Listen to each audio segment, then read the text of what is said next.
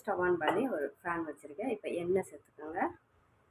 இப்போ இடியாப்பத்துக்கு அப்பத்துக்கெலாம் தொட்டுக்கிற மாதிரி எக் மசாலா முட்டை மசாலா ரெசிபி தான் நம்ம பார்க்க போகிறோம்.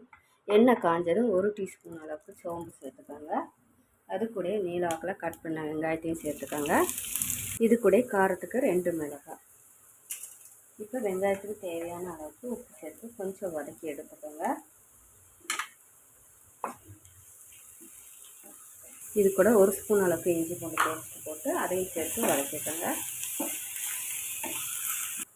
இப்போ வெங்காயம் ஓரளவுக்கு வதக்கி எடுத்தாச்சு. இதில் இப்போ 2 ஸ்பூன் அளவுக்கு மல்லிப்பொடி, 1 ஸ்பூன் கரம் மசாலா, 1/4 டீஸ்பூன் மஞ்சள் பொடி, 1 டீஸ்பூன் ஜீரக பொடி, இது கூட மீடியம் சைஸில் தக்காளி கட் பண்ணி எடுத்துருக்கேன். இப்போ எல்லாத்தையும் சேர்த்து வதக்கி விட்டு எடுத்துக்கோங்க.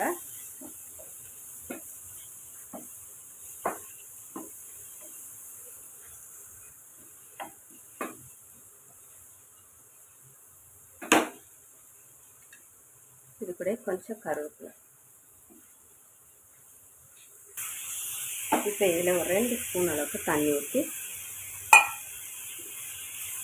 கலந்து விட்டு ஒரு 2 நிமிஷம் மூடி போட்டு வதக்கி எடுத்துக்கோங்க. இப்போ 2 நிமிஷம் ஆகிடுச்சு.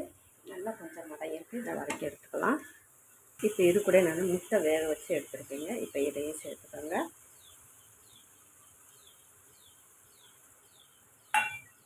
சேர்த்துட்டு இப்போ நல்லா மசாலா எல்லாம் சேர்த்துட்டு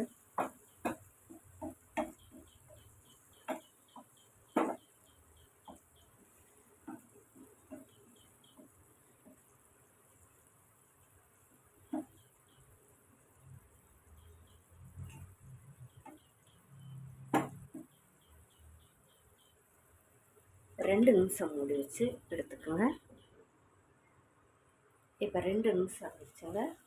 இப்போ நம்ம லைட்டாக முட்டையெல்லாம் மசாலா எல்லாம் இப்போ நமக்கு இறங்கியிருக்கும். கொஞ்சம் ஜஸ்ட்டு ஒன்று இப்படி திருப்பி விட்டுக்குங்க. இது சப்பாத்திக்கு அப்பத்துக்கு இடியாப்பத்துக்கெலாம் ரொம்பவே காம்பினேஷன் நல்லா இருக்குங்க. அருமையான எக் மசாலா முட்டை மசாலா ரெசிபி தான் பார்த்துருக்கோங்க. ட்ரை பண்ணி பாருங்கள். ரெசிபியாக இருக்குங்க. இதே போல் ட்ரை பண்ணுங்கள். தேவிஸ் கிச்சனை சப்ஸ்கிரைப் பண்ணுங்கள், லைக் பண்ணுங்கள், சப்போர்ட்டு பண்ணுங்கள். தேங்க்யூ.